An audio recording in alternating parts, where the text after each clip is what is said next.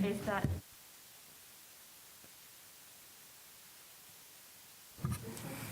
Okay, we are starting now, and I appreciate everybody being here. Thank you so much. I think we have a quorum of our finance members. Ms. Scott will be on virtual right now, but she is heading in here as we talk.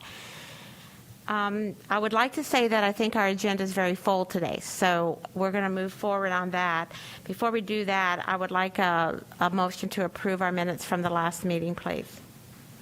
Ms. Cash, I make a motion to approve our minutes from the last meeting.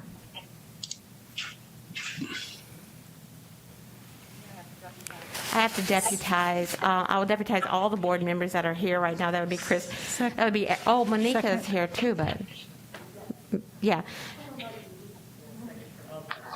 Ms. Carty. Okay, second from Ms. Carter. Thank you so much. So all those in favor of approving our minutes? Aye. Opposed? A part of what we're going to do today is some of the things that we want to talk to as we move forward on our budget preparation are the enterprises that we have, looking at the enterprise funding that we have, that some of those have, had some struggles during COVID, and we need to be sure that we're aware of those that need our help or those that need additional funding as we move into our budget year. In addition to that, because of the funding, we're also going to be looking at our CARES funding, update on the CARES funding, because that's a big part of what we need to do for our enterprises as well as other things that have faced struggles during our COVID. So I think there will be a lot of information today and a lot to take in, and we can talk further about it as we get into our budget in the near future, but we'll start right now with that. Okay, if we could open up the PowerPoint deck for everyone to see, and the slide deck is also in Assembly for the public and the board to access online. And if we could advance the slide 2, please. As Ms. Cash just shared, we're going to cover 3 separate updates today. The first, we're going to provide you basically some background on what enterprise funds are. They're different. As most everyone knows, we have 3 primary sources of funding as a district. We've got federal, state, and local funding, but enterprise funds are not funded by, generally speaking, there are exceptions, but they're not funded by those sources. They're self-funding, if you will.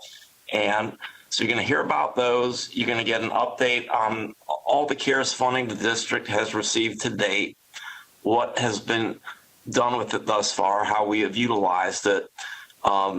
Looking forward, we're anticipating additional funding coming to the district sometime this spring. We'll share what we do know at this point, which is limited, about that. And then finally, in anticipation of presenting the proposed operating budget for 2021-22 at your next meeting in April, we're going to give you a view of the landscape, if you will, of what we see coming into that. So with that said, I'm going to turn it over to Mark Winters. Terry Kimsey was originally planning to present much of what you're going to hear today, but she had a personal emergency arise literally within the last hour. So if there are a couple little hiccups here or there, please forgive us. And with that, I'll turn it over to Mark Winters. Okay, thank you, Mr. Dieter. So if we'll go to slide 3. So we're going to talk about the enterprise funds first. So we offer several enterprise funds, and the unique piece of an enterprise fund is they are self-supporting, which means the revenues we collect must cover the expenditures. Of course, the ultimate goal is to break even. The revenues would exactly match expenditures. That never happens. We always hope that, at least if anything, we have more revenues than we do expenditures. And we have multiple enterprise funds that are supported by tuition and fees also. Next slide. So what we're going to show you today is the last full year of operations before the pandemic. It's the year 2018-19. We did not want to show you a partial year last year. Of course, this year, many of the enterprise funds are shut down. So we selected that year. We've had a large decrease in revenues for community schools, for child nutrition. There was a large decrease in revenues. And we'll talk a little bit about child nutrition when we do the CARES Act funding. Community schools were put on pause for a time, of course. And then the before and after school funds, we did have balances remaining in many of the schools' before and after school funds. And we used a portion of those funds to support the FAST program, which again was care of students. So we thought that was an appropriate use. We do think the enterprise funds will eventually get back to normal. I think it'll take some time as we go into the next school year, depending on what's happening in the world. We hope that after the pandemic, we will be back in the normal operations. Next slide. So these are the areas of our enterprise funds, the largest being school nutrition. We have large balances of before and after school care, community schools, and then we have some smaller areas also. Next slide. So the National School Lunch Program, we set our revenues or our prices of our lunches based on our revenues that we need to operate at a break-even point. That doesn't always happen. It depends on how many students participate in eating breakfast or lunch. Depends on the cost of our operations, but we try to estimate the cost and we've set our revenues over time. Our revenues in comparison to others are similar or even on the low end of what we charge our students. So we have some room to grow if we so desired. However, whenever you raise revenues, are you at the risk of changing the participation rate? Next slide. So here are some numbers, very small numbers, on the child nutrition program. So in 18-19, we generated about $57 million of revenue. We have grants, we have the sales of food, you see supplemental sales. We have many areas that have opportunity to provide revenues through the school nutrition program. Next slide. The before and after school care, we have 76 elementary schools that operated before and after school care prior to COVID-19. They oversee their own budget, and as we mentioned earlier, they keep the funding for their before and after school program locally within their own school budget.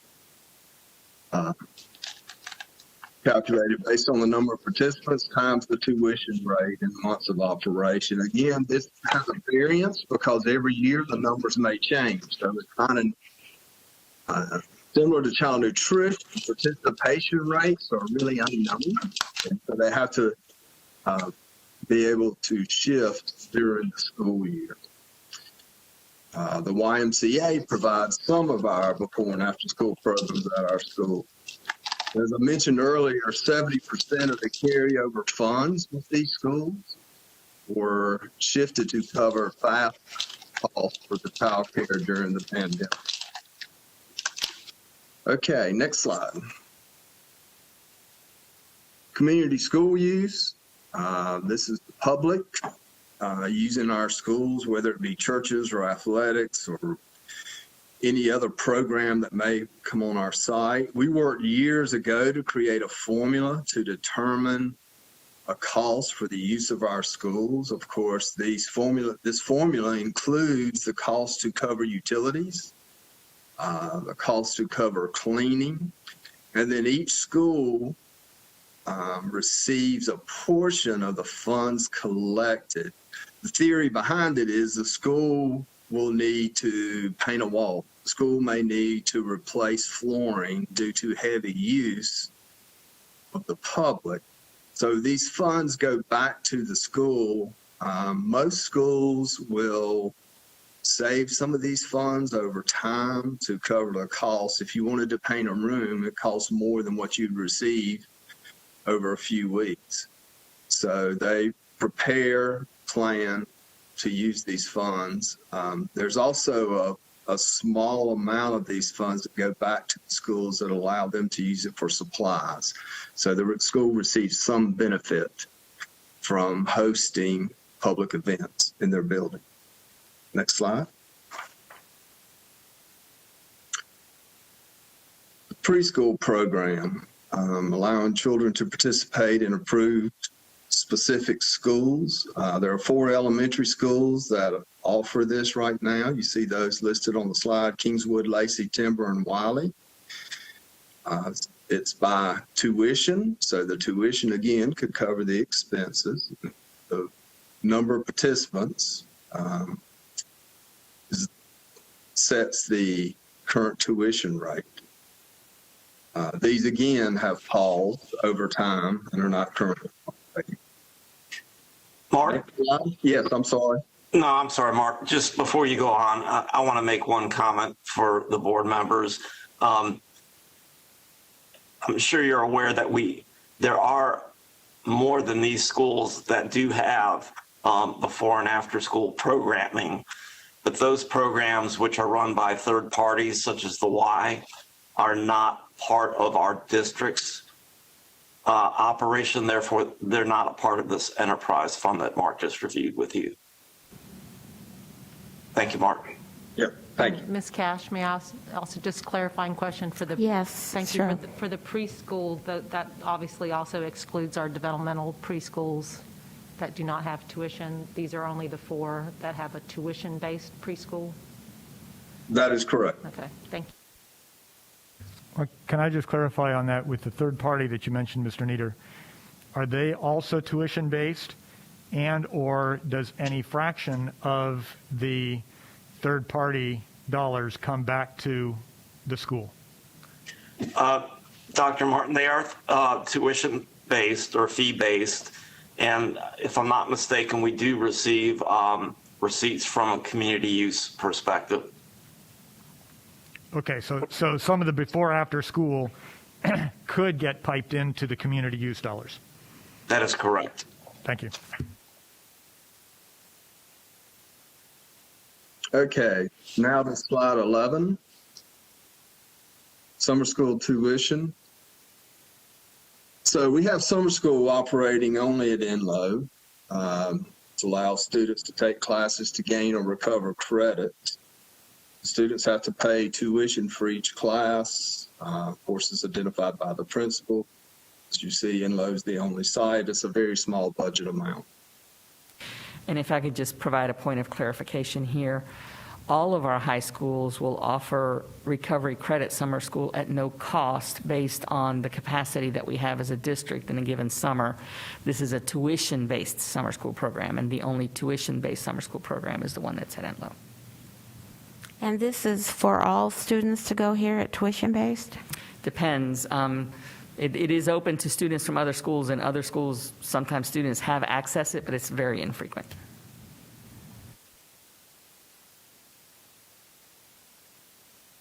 Okay, to slide 12. This is summer camp. The budget again is at the school level, and it's supported by tuition. It's based on the number of participants again. We have 5 elementary schools that offered a summer program in the past, and that's Cary, Davis Drive, Green Hope, Jeffries Grove, and Weatherstone. And you see the carryover in the total budget. Again, this is at the end of 2018-19.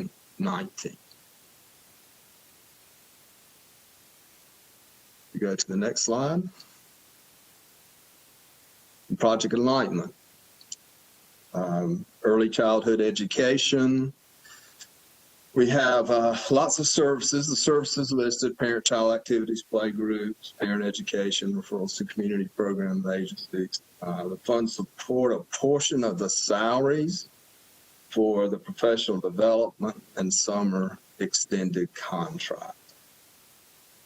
So that is all of our enterprise funds. The takeaway, when you see different operations, the takeaway that I think you need to know is that these should be self-supporting. And anyone that doesn't operate or can't operate on a normal basis, or we still provide the services and we are not able to collect tuition or fees, will damage these programs, and you may need support from other areas. And again, when I talk about the CARES funding, I'll talk a little bit about support that we've given child nutrition this year. Any questions? So prior to pandemic, how many of these services have we had to supplement in the past, if any? And Mr. Nieder, you may step in if you can think of any. I cannot think of a situation where we supplemented any of these areas in the past. Mr. Winters, yes, that is my recollection as well. I am not aware of any funding supplements the district has provided prior to the pandemic. And as Mr. Winters stated, when we get into the CARES funding, and actually in the last section as well, I'm going to speak to when we look at the proposed budget for the coming year, especially to child nutrition. That's been the largest impact this year of all these enterprise funds. Dr. Martin? Thank you. As we look at the enterprise funds, an issue that has concerned me for some time is how do we look at these enterprise fund dollars through the lens of equity? Specifically, I'll just highlight 3 examples. I mean, I look at our before and after school care. If they're all tuition-based requires that people can pay tuition. We talked about this a lot when we were starting to do sort of the looking at, how do we make our schools more diverse, more equitable? Do we need to be subsidizing before and after school programs? If we keep the mindset that it's the enterprise fund that it must pay for itself, then are we actually meeting the need, or are we meeting the need of the families and the children, or are we meeting only the need of those who can pay for it? I asked kind of the same question about the community use. The community use is great, and we absolutely should do it, and some money should go back to the schools, no question. But I suspect, and I don't think we've really ever seen it parsed out, but our newer facilities are marvelous. If you've got great facilities that the community wants to use, then you're going to also then end up getting more dollars that you can use from that. And a lot of our more struggling schools that have the older facilities that aren't in that great of shape obviously are not going to get as much community use, and therefore are not going to get those extra dollars to do some of the extra things. So it strikes me that there's an equity lens there. And finally, I note the summer camp, while that's not been a major effort, if you look at the 5 schools, Cary Elementary has, as of the last data, 27.1% of the children eligible for free and reduced lunch. Davis Drive has 3.5%. Green Hope has 5.7%. Jeffries Grove has 16.5%. And Weatherstone has 20.9%. So these summer camps, right? Summer camps are opportunity creation enterprises. These summer camps are creating opportunities in zones where arguably families are also providing a lot of those kind of opportunities. And so if we think about it from a strategic mission of our organization, I guess the question that I ask is, do we need to think beyond our enterprise mindset that says these programs must be revenue generating and revenue neutral? And do we need to start thinking about where do we need to invest? Maybe it's before and after school care. Maybe it's in these summer camps to create opportunity and true equity, which I believe is our overall mission.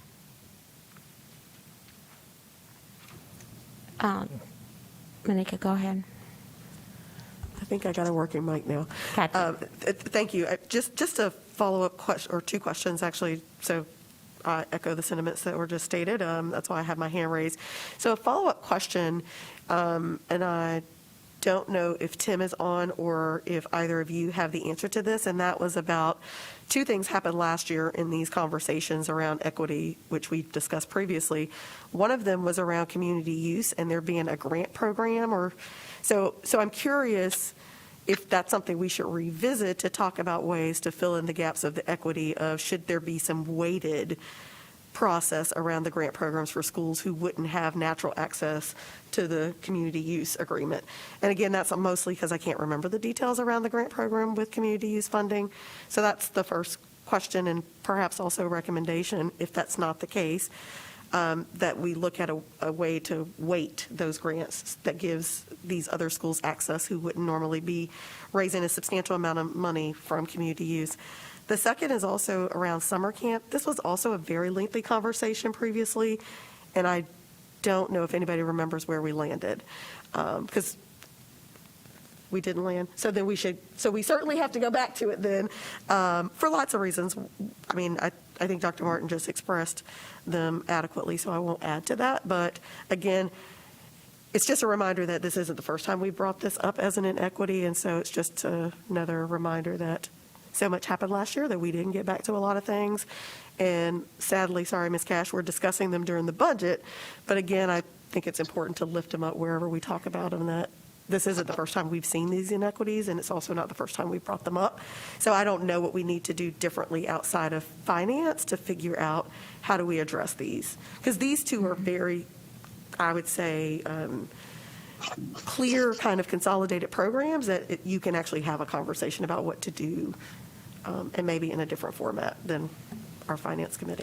So actually, I'm glad that's what the finance committee should do, because our dollars are going there. So the fact that we stimulate a conversation about where our priorities are is exactly what our budget should do. So I think it's appropriate. And I mean to work out details, not to the discussion makes sense here. I mean, I don't want this to be brought up in finance and we do nothing with it. Right. So I certainly agree. I'm not disagreeing.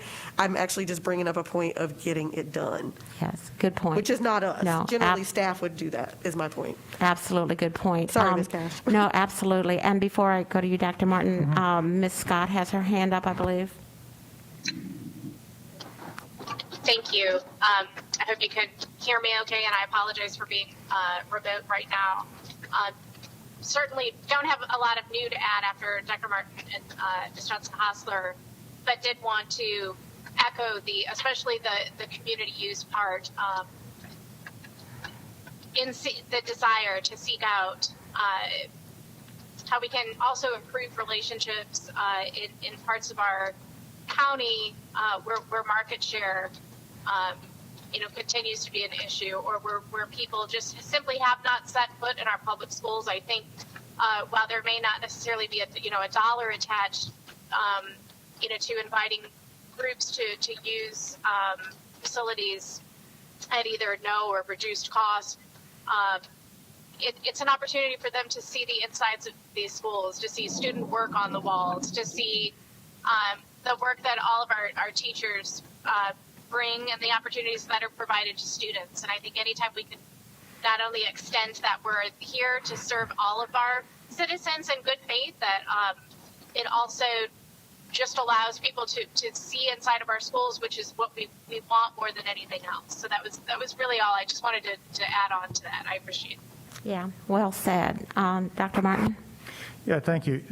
Back to Ms. Johnson-Hostler's point about is the Finance Committee the place to talk about that? And I hear you, it's very much an and, it's not an or. But I think the main reason I want to bring it up here is because I really think it's a mindset issue. If we maintain a mindset that these enterprise activities must be revenue neutral, then we will always come back to the point where we're at. Because you're only going to get revenue from places where there is revenue to be gotten, right? That is the enterprise model. That's the tuition model. And so I think we need to begin considering these enterprise services from something other than a mindset that they must be revenue neutral. And I think that is a financial discussion that we've got to figure out. Right? If we're going to do something else, then it's going to have to become a line item in a budget somewhere, because money doesn't just grow on trees. So we're either going to depend on it. I talk about this a lot, in terms of paying for university tuition, for example. It doesn't really cost less to educate a student at NC State than it does at Duke University. But you look at the difference in the tuition, it's pretty dramatic. But what's the difference? The state is subsidizing education at NC State, whereas private dollars are subsidizing it at a private university. It's the same kind of idea here. Right now, our enterprise is being subsidized by private sources through tuition, which is okay. But if we're going to provide the services, we probably need the public aspect to these enterprise aspects. And that's why it's a financial issue. And I think we need to think about where and how does that fit into a budget. Okay. Ms. Kushner. Thank you, Ms. Cash. And I would agree that this, as an enterprise entities, we are not a business, but we have to look at these in particular with good business practices. And I think there's room for us to grow. Project Enlightenment has exceptional professionals that could be, of help to parents across the county and with pre-K and issues. Clearly, we've talked about the need for more before and after school care. I think we should approach that as a way to just grow the offerings that we have at schools. But also with child nutrition, that's $57 million in this 2018-19. It is one of our biggest enterprise. It is the biggest enterprise, and I think we should use some of the what we've learned during this year. And the universality of meals has really helped with equity in our schools. So how can we encourage and expand participation in our nutrition, offering more creative options and really thinking expansively about the opportunities in child nutrition? I think there's a lot we could do there. Ms. Cash, I just had a couple of thoughts to follow up on. So the discussion the board had a few years ago, and I just want to address a couple of those areas, in particular around the summer programming at some of the elementary schools. Staff had brought a recommendation to eliminate continuing those programs because they were not academic programming. It was summer camp programming, and there are other providers in the community that provide that to families. There was not a desire of the board to eliminate, but not to continue to grow. There were conversations. The only one of those, I think, that had an academic component was Jeffries Grove due to their immersion program. But there was a conversation amongst board members about the extent to which other parts of the county could benefit from similar programming, but perhaps didn't have the resources or the impetus to get something like that going, and that there might be a need. And I think, and that's really where the conversation stopped at that time. There wasn't a desire to stop what was happening in Cary, but not to expand anymore until we sort of got to the root of what's the purpose of what we would want to get from a summer program, and then how do we implement, fund, structure it based on the vision for what it would be. And I think that's the next step that we would need to be taking with this. And then similarly with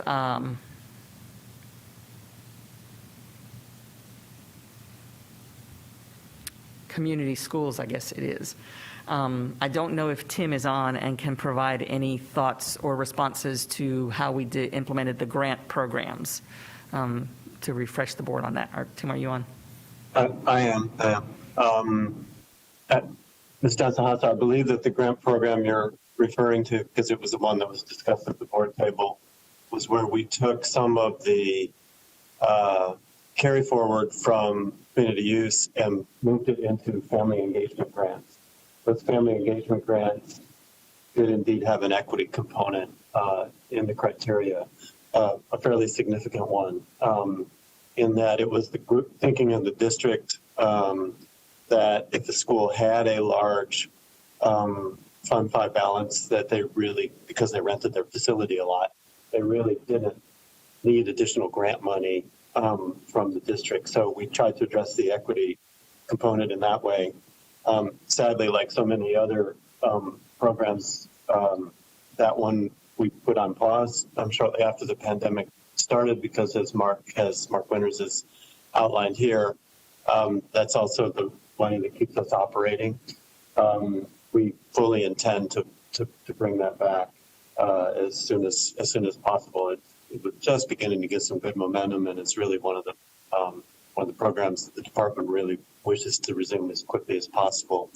To Dr. Martin's earlier point, there definitely is the situation that you see where it's not just so much that a school building is older, although that's a big piece of the puzzle.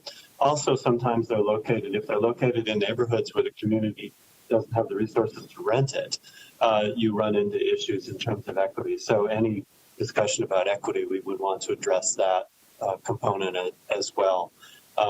There are some legalities here, as I'm sure Jonathan could speak to if we needed to, where you can't pick and choose who to rent to, or can't necessarily choose how much to charge somebody because I like you more than somebody else.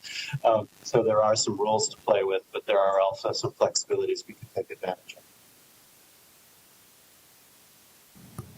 So on community and schools, I would actually like to maybe know what school, I mean, I see a lot of our older buildings being used for community and schools at some of our districts, but so I'm not sure it's all new schools that are finding more use, but I'd love to know what our schools, do we have a list, or like do we have an intake form of how many of our schools are being used successfully for community and schools? Yeah, I mean, there are approximately 3,500 to 4,000 contracts on any given year. I don't know if you want to list that long, but we could see exactly who's renting what. The biggest issue that you tend to find in terms of the equity is that there's a pretty heavy demand in the western part of the county for things like auditoriums. Right away, you're talking about high schools and middle schools in the western part of the county. And that presents an equity issue pretty quickly. But Cash, your point is spot on. We have plenty of schools that are older, and depending upon the use of them, say if you only need a classroom or you need a cafeteria, well, then there's dozens and dozens of those that exist, including some of our older facilities. This is where the location within the county starts to come into play. We do not have an equitable distribution of rentals across the county, largely because we do not have an equitable distribution of demand across the county.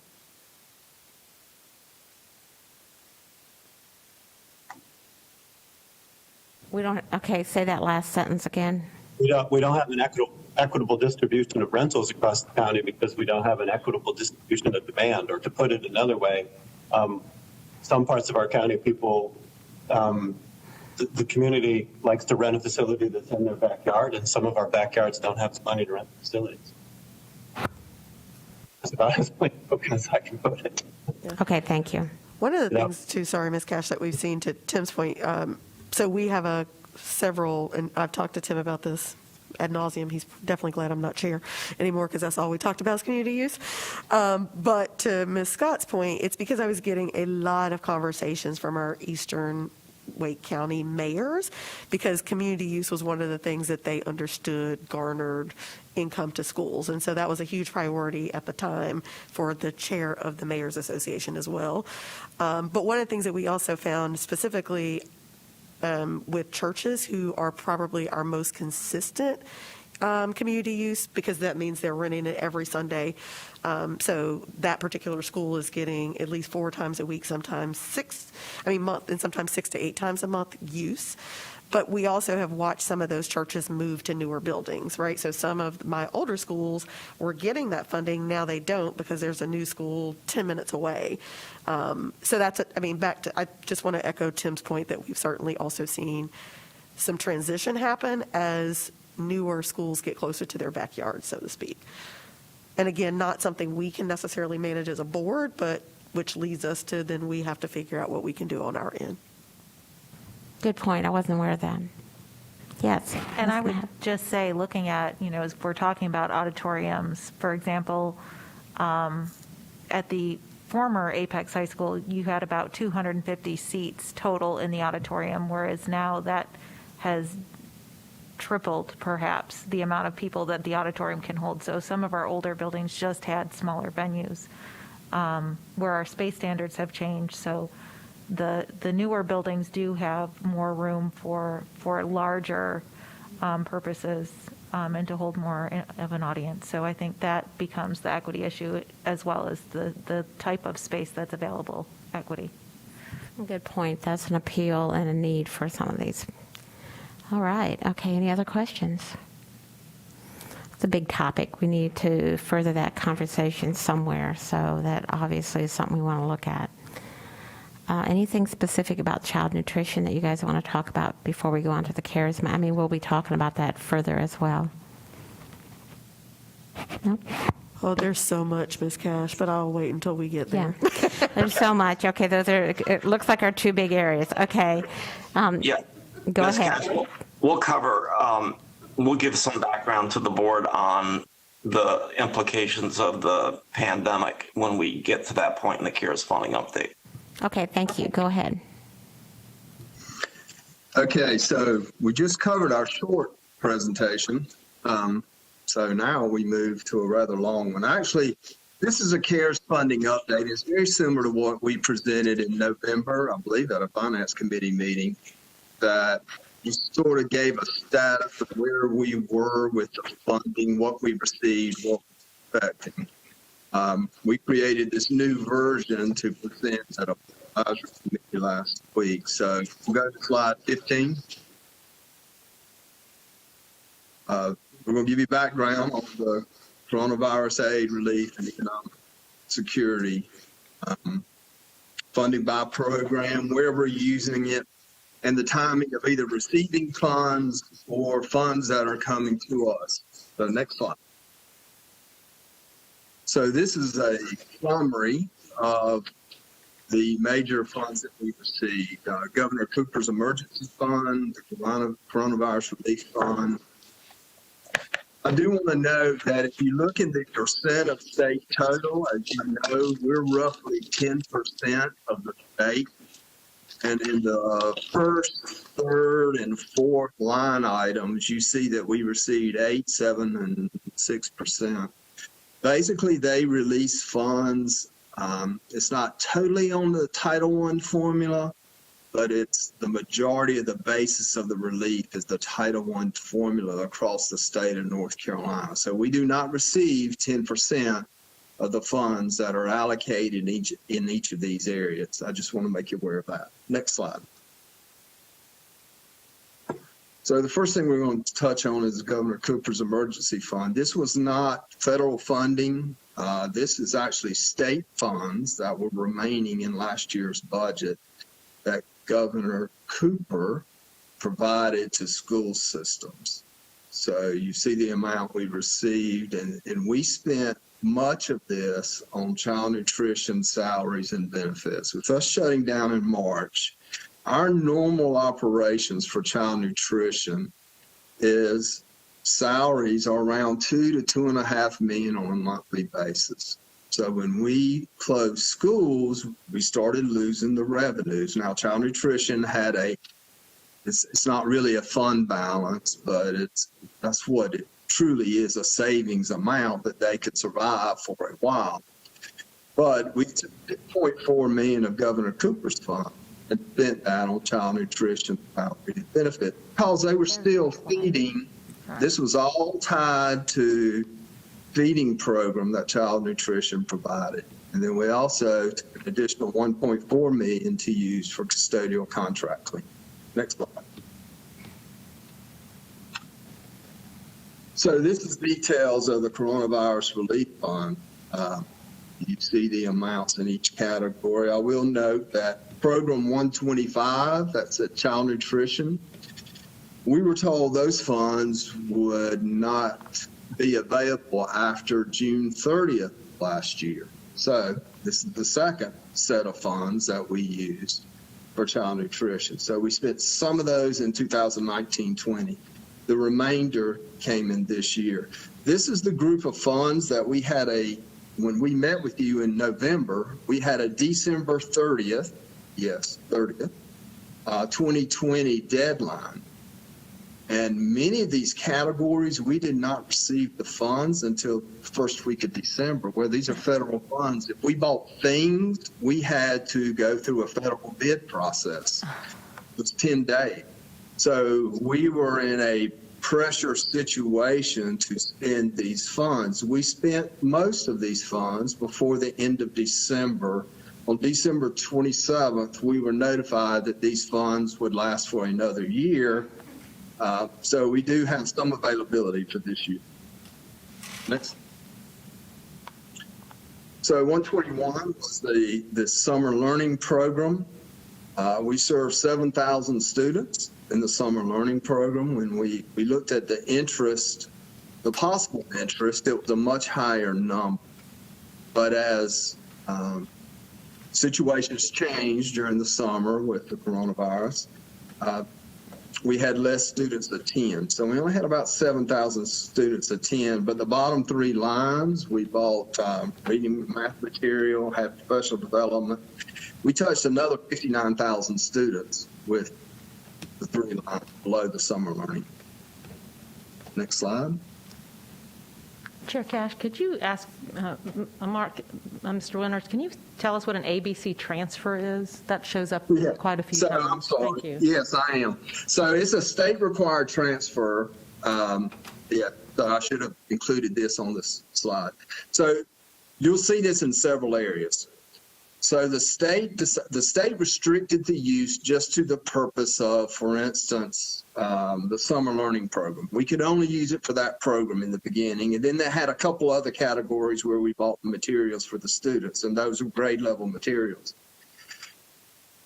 In December, because we were receiving this money so late, the state realized that school systems across North Carolina were not going to be able to spend the funds. So they allowed us to do an ABC transfer, moving from one programming area into another. So when we had funds left over, and you're going to see this on several slides, when we had funds left over, we moved it over to cover computers and devices, because we were able to recode some of the computers and devices that we had purchased and saved local capital dollars by doing that. So the ABC transfer is the money that initially was going to expire December 2020 that was now expiring 2021? So it was going to expire at that point in time. So we moved it over to cover the computers. We already had that expense, and we could repurpose that expense to the state. So we moved that $214,000. It's maximizing state funds that we talk about all the time during the budget season. So we moved that $214,000 over, on the right one, yes, to maximize that expense. And that way we could get use of the money for an item that we had already purchased. Does that make any sense at all? So, Thank you. Sorry, I think I have it, but I think I missed a key point when you first started talking. Is ABC and CRF codes? Is that why they're there? Like, I understand. No, the ABC transfer. ABC is the title of the state required transfer. So that's how you have it coded. That's what I'm asking you. Is that why Yes, you're using the acronym? So anytime we transfer funds between state programs, it is called an ABC transfer. Okay. So that's one piece. CRF is coronavirus relief funds, which is the group of funds we are looking at right now. Okay. So you're saying it doesn't matter what fund it is. If it's state funds, then it's a ABC transfer. Yes, it will. Got it. Thank you. All right. So student health. So at the top, you'll see the ABC transfer again. And you'll see this in many of those because we took the leftover funds that we did not have time to spend and moved those to help with computers. All these categories are contract services that we brought in to help for the different areas that you see on this screen.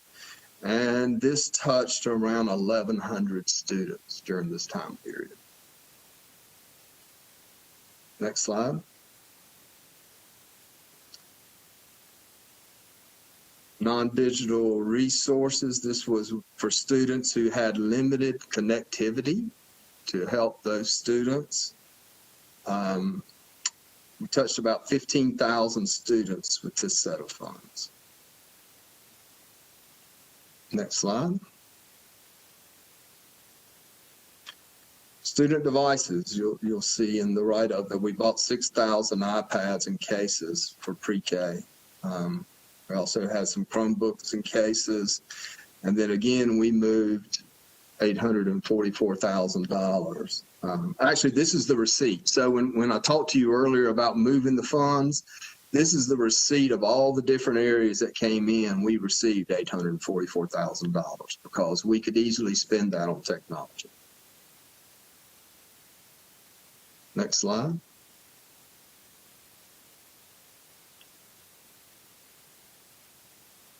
So this is Child Nutrition Services. When we presented this to you, we were giving you numbers in November of when we were not in school, how many meals we served when we were not in school. So that's why you see the 2.9 million meals.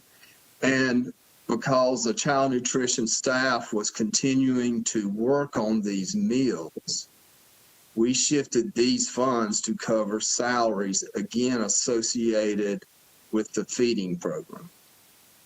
So that's the $3.8 million is for child nutrition salaries.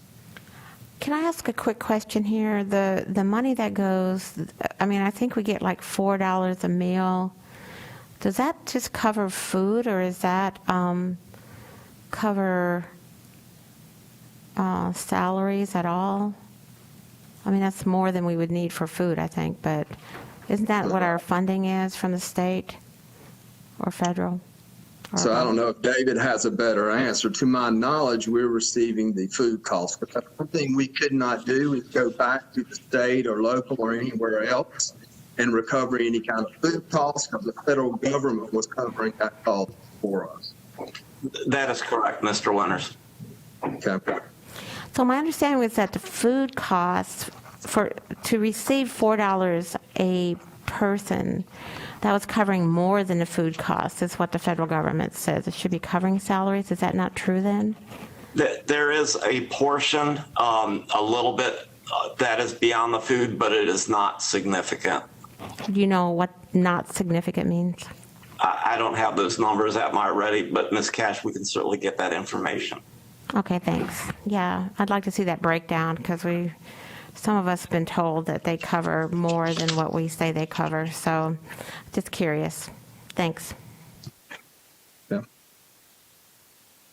Next slide. Well, Mark, can I Yeah. pause you? Well, let me go ahead and throw out some information.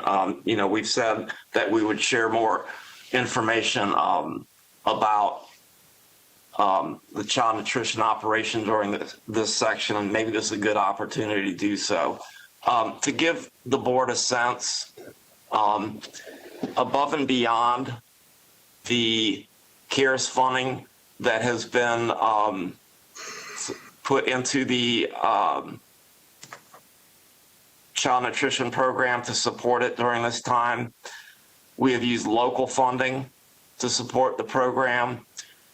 We have also, as based on your question, Ms. Cash, the federal reimbursements have provided significant revenue, and our community outreach and community food distribution have had significant impact on it, propping up the program during the pandemic time. Estimates are probably, by the time we get to the end of the year, probably somewhere between $15 and $20 million worth of supplement when one combines all those different sources of revenue that we would not have normally had, which if you look at and Mark had it earlier in the slide deck during the enterprise presentation, what the total revenues pre-COVID were per year. And $15 to $20 million annually is a very material percentage of their overall budget. I bring this up not so much for this current year, but looking forward, because as we see a post-pandemic child nutrition world, and assuming that the virtual academy continues, if the virtual academy does continue and the numbers of students are significant, we are going to need to rethink our child nutrition program. And that can be through a myriad of ways, both what the program provides, and as Ms. Kushner mentioned earlier, looking for opportunities to enhance the program is always our goal. But that said, with even fewer revenues, that becomes a bit more challenging. And the other, major opportunity then is to have to further supplement it with local funding. So I'll just throw that out there. We'll have conversation about that when we begin discussion about next year's budgets. But for today, I'll put that out there. Mark, would you like to add anything on that before you go on? Well, I'll just say we were very careful to only use this federal and state money for the feeding program. We could not use it for anything that would be a general operating cost within child nutrition. So some of the federal reimbursement would be revenue coming in to help support the general operating program. And we can pull the numbers, but I just wanted to add that into the mix, because if this continues, then this becomes part of your local budget request to the county commission. If we're going to make a decision to support it locally, we may have some federal money that will help us in the future, but only for so long. I just want to mention that. And then, Mark, I'll add one more thing too before you go on. We have learned and believe that the special federal reimbursement program, which we have had during the pandemic, it was set to expire June 30th of this year. It's our understanding that the government is going to extend that now through September, the end of September. So that's a little positive note. Mark? So I think that one of the things that I think we need to look at is the federal governments, if they are supporting the children like they say they are or not, whatever we need to know, at a certain amount per child. And if that's not enough for us, or whatever state funding, I don't know that there's any that helps with that, we need to be really cognizant of that, because I think it's not a program that needs to be supplemented by the Wake County commissioners. I think it's a program that needs to be paid for by the federal government. So that's my biggest concern, is our expenditures versus our reimbursement by the federal government. And there may be other opinions about that. That's my observation. I would love to look into that deeper, because if $4 a child or whatever it is not enough to feed that child and keep our CNS employees employed, then we need to look at something from the government. Thanks. You can go forward now. Okay. Yep. If we go to slide 44. Personnel devices, we purchased 487 devices for school personnel to help with the remote learning. Next slide. 12,500 hotspot devices to help with connectivity, and chargers for devices that were wearing down. Next slide. So funding for exceptional children, and you'll see all the different categories, some contracts, some supplies, even going down to some PPE, because you needed specialized PPE for the exceptional children. This touched 18,000 students, expenditure of these funds. Next slide. Cybersecurity, we joined a statewide shared cybersecurity monitoring program. during this time of remote learning. Next slide. This is one category that the state gave us funding, and the title was personal protective equipment, but the state allowed use for either protective equipment or cleaning supplies. We chose cleaning supplies, and I believe this was used for barrels of the Oxivir cleaning that we have in the schools and have in the warehouse right now. Next slide. This is, well, self-explanatory is Gaggle, student safety equipment through Gaggle. Next slide. So we received $24.5 million in Program 163 for the emergency relief funds. And this had a flexibility. So many of the other funds were restricted to how you could use them. They released some of that restriction. It had to stay within the categories I just shared with you. We could not move it anywhere, but stay within those categories. Program 163 is the most flexible. This is similar to ARA funding, where we can use it for stabilization, or bridge funding. We often mention to you bridge funding, as we do not know what local and state budgets may look like, and we may need support. This could be used for probably 10 different line items, but they were all very general, with the final line item stating to keep your schools operating, basically. So we have freedom with these funds. So we've used funds for this to date for social work, guidance counselors, and psychological support. We're projecting of this amount of money that at the end of June, we'll have $18.5 million in carryover. We can use this for PPE, custodial cleaning, student services, compensatory student services, and mandatory summer school. So we have possibilities with this. We have plans for some of the money. But again, we're careful with this set of money because that may be important to help support budget as we move into next year. Next slide. So this tells you where some of the areas that we have either used or plan to use the money to date this year. See where we're using special ed stipend pay, and then again, custodial supplies and contract cleaning are the major categories. The expectation, again, at the bottom of the page is to carry over $18.5 million. Next slide. So this is a state reserve. We received another set of ESSER funding. If you'll go to the next slide, this is line by line item. See that we received money for digital curricula. This is planned use. We have not spent these funds yet, the district software subscription. This is planned use. The next slide is learning management system.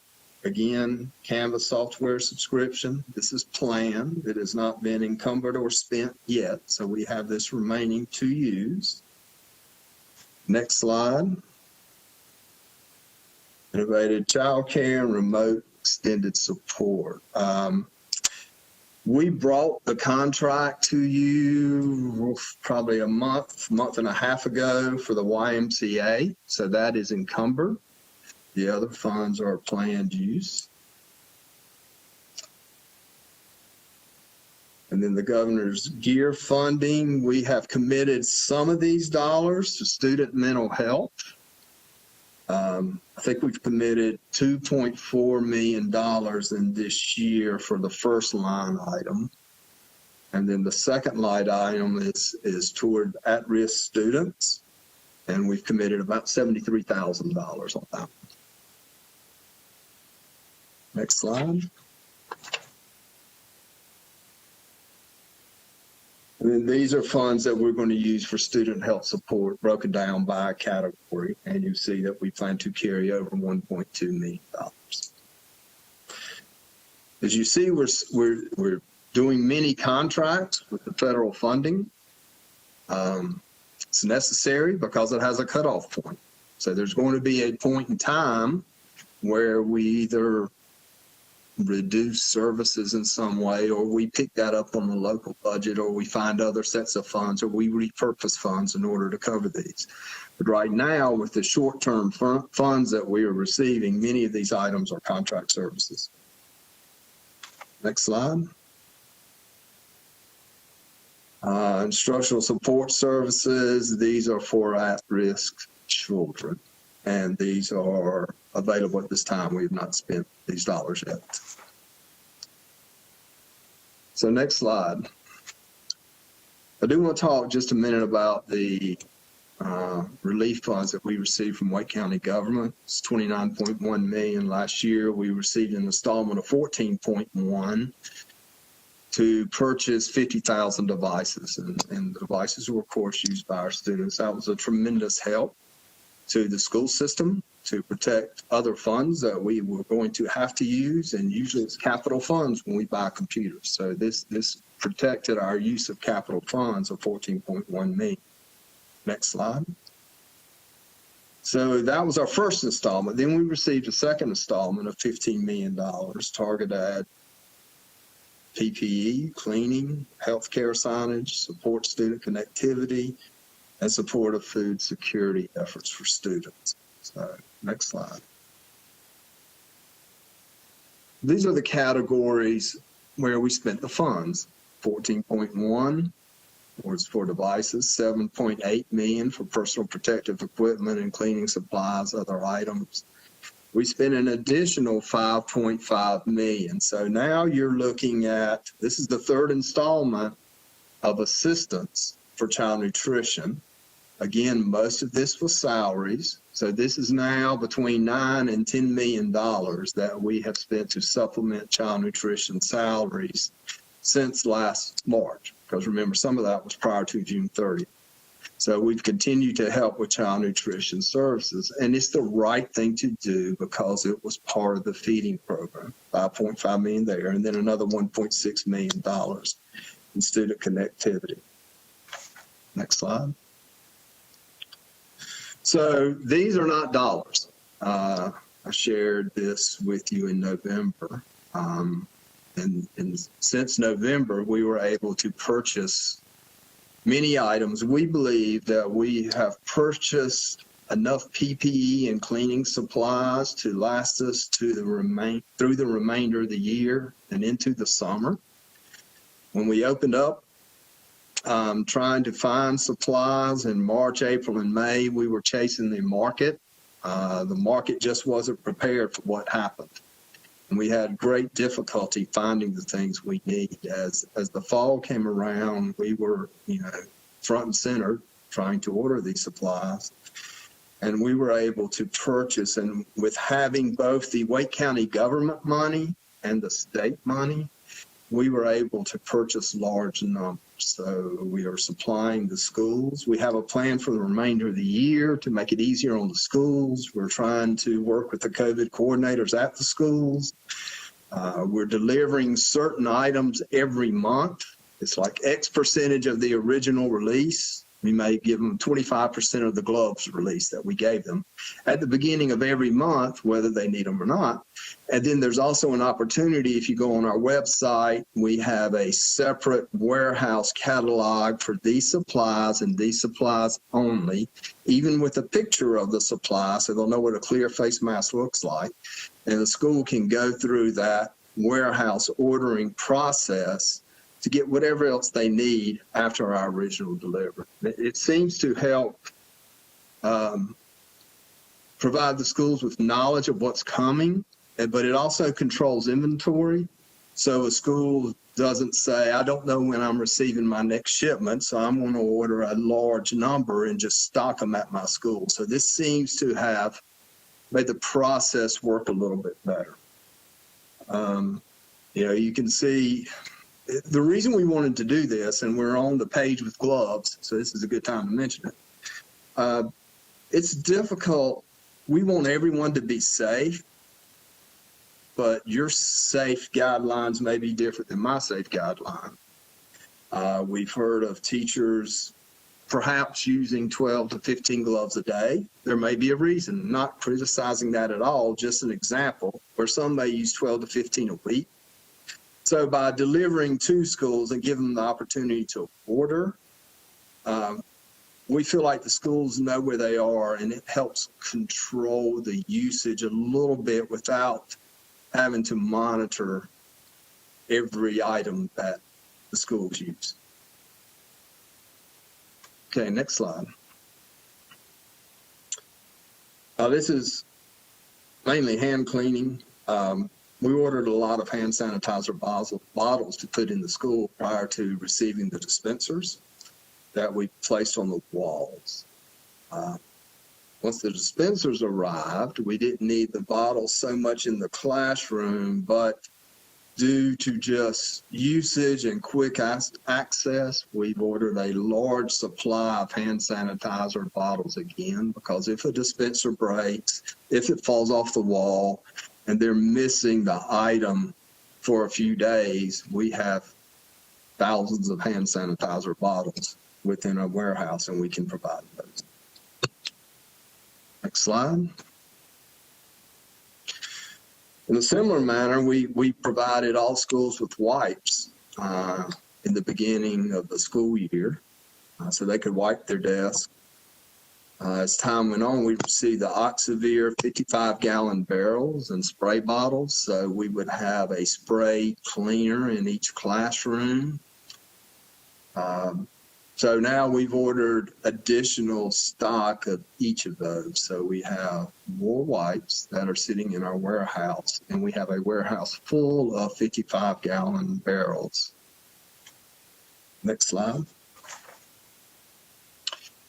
This last slide is basically donated item. The state of North Carolina issued thermometers, and they actually had a ratio. They gave us what was supposed to be one thermometer for every 100 students, somewhere in that range. So we distributed one thermometer for every 100 students, and then we started thinking about it. Well, that ain't going to really work, because you know how long it takes to take 100 people's temperature. So we've distributed several versions of thermometers to continue to give the schools thermometers. We've heard some don't work as well as others. We've got multiple kinds. We're shifting to another brand to offer to the schools to make it as easy as possible. And then we've also had corporate donations, face coverings and filtering masks. Next slide. So we talked about ESSER 1, which was the $24.5 million. We have expectations. There is a planning allotment with DPI that ESSER 2 will release $96 million to Wake County Public Schools. We do not know when that's going to happen for sure. We know that the State Board and DPI Finance and Business are working on those dollars right now. These are very similar to the ARA funds again, which may help support the budget, but they also will have some restrictions. We know that there's a few restrictions on the dollars. There'll be a percentage that will be restricted. We just have not received the final numbers yet. And when those funds arrive, they'll be available through September of 2020. And I believe that is the conclusion of the update. Okay, thank you very much. Before we go into, I think the next thing is just a quick review of our proposed operating budget and timelines, but do we have any questions prior to that?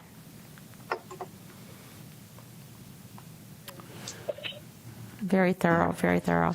I would like to, as we look at our CARES money, when I look at how much child nutrition and PPE dollars we spent, I'm trying to kind of, in my mind, compare that to how much SEL that we have actually subsidized as well with CARES money. So maybe as we look forward in social emotional learning and all the things that we need with social, with maintaining our mental mental support for our students and teachers. I think we need to look forward as we move forward on that. Forward was used twice. But we need to look at that as we go with more CARES money. But so thank you. I think that was very thorough. Appreciate all those numbers, and we can ask questions anytime they come up, just forward them out. Next. Ms. Cash? Yes. Before we go on, there are a few more slides that are a sorry. review of budget, but let me ask you, because according to my clock, we're at about 2:48, 2:49. I know this committee meeting was supposed to end at 2:45 to give the board a brief break before their work session at 3. Would you Yeah. like us to continue with those slides very quickly, or do you prefer that we postpone that and just bring it when we bring the overall proposed budget to the board? So From staff perspective- I was recently called to the principal's office. So probably we could go ahead and save those if at all possible and go into the next part of the presentation. Thank you. Mr. Nieder, if I could ask, about how much time do you think you need to move through those at a very high level? I could try to do them very quickly in 5 minutes or less. If you want to take, But again, from staff's perspective, it's not time critical. It's strictly informational. So I will leave it to your discretion. okay, well, then we started early and we've got quite a bit on the work session agenda, and we'll be into the evening. So if we can stop now, if it's not time critical, or we can bring it during the board meeting, during the information session, and touch it at a high level, take some questions then, or wait to the budget proposal. But if we can adjourn now, then, Mrs. Cash, and let me speak to the superintendent, and we can kind of figure out if we need to go through it during the information session, board meeting, or do it at a later time. Okay. Yes, it can certainly wait. Okay. Thank you. Thank you, sir. Turn it back to Ms. Cash. Chair Cash. So does that include the part about the timeline of the budget? Are we going to, so we'll take that. I think we should talk about that. I think we should bring it to information if at all possible, so we have the timeline tonight for our board members. Would that be okay? So we can cover, yeah. Okay, so are we ready to adjourn then at this point? It's up to you. There are no questions. Yes, we are ready to adjourn. Thank you so much for the presentation. Adjourn. You're welcome.